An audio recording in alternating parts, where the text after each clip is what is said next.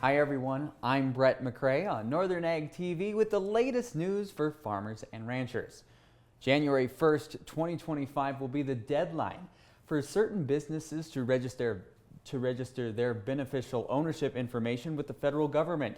New analysis from the American Farm Bureau Federation's Market Intel shows that more than 230,000 farms are going to be impacted by the new rule that includes steep fines and possible jail time for those not in compliance.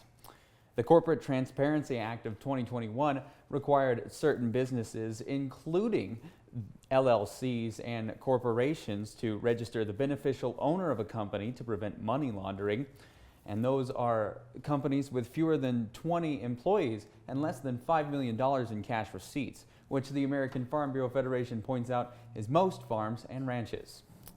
Experts say that farmers and ranchers should contact their tax attorney and accountant as soon as possible to make sure that they are filed their beneficial ownership information.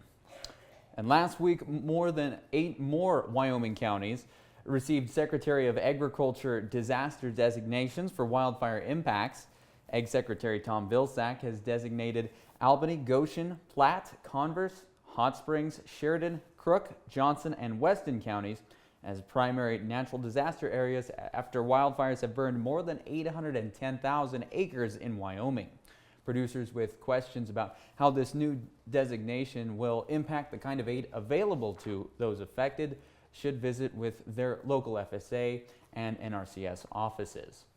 And the Public Lands Council is welcoming a new study from the University of Nebraska-Reno that shows that cattle on the landscape do not spread the invasive annual grass, cheatgrass.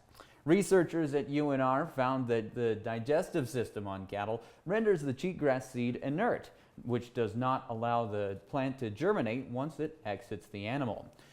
PLC President and Colorado grazing permittee Tim Canterbury says the study proves that the spread of cheatgrass is not happening on the landscape and therefore should incentivize those federal agencies to work closer with ranchers to see how grazing can expand conservation initiatives and help combat invasive species.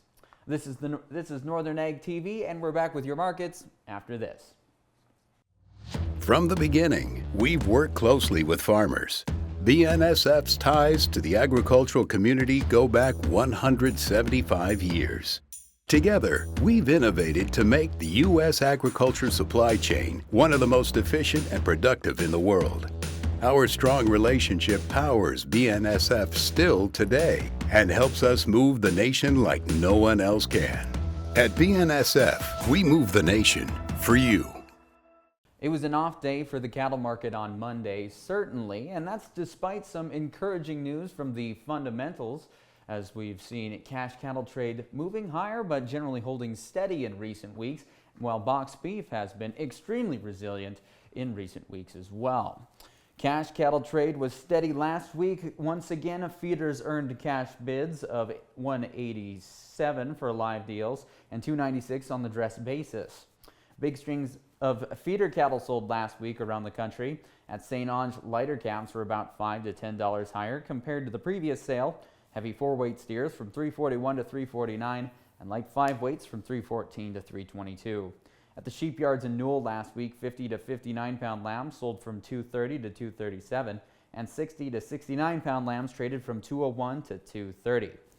Wheat futures were mixed to lower on Monday, a little bearish in a market that has been heavy on the weather news, but on the bright side, exports of 825 million bushels are up 17% compared to last year. For other row crops, traders were excited about potential stimulus activity to help reinvigorate the Chinese economy. On Northern Ag TV, I'm Brett McCrae.